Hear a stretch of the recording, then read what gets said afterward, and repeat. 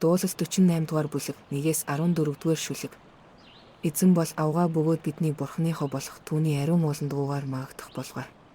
Бүх дэлхийн баяр хөөр болоход хязгаар буй Сион уул буюу хааныхоо өрөвдөлтөө үзэсгэлэн юм. Түүний орднуудад бурхан өөрийгөө хүчит сайз хэмээн нэнүүлсэн.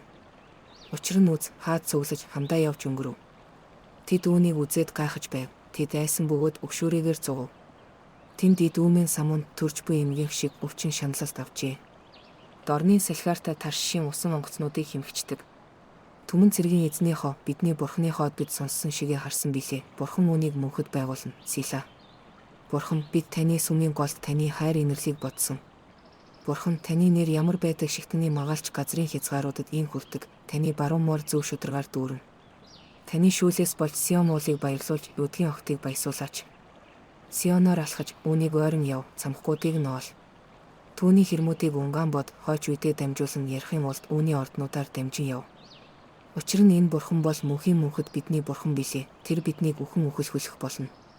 Дуулал 48 дугаар бүлэг 1-ээс 14 дугаар шүлэг.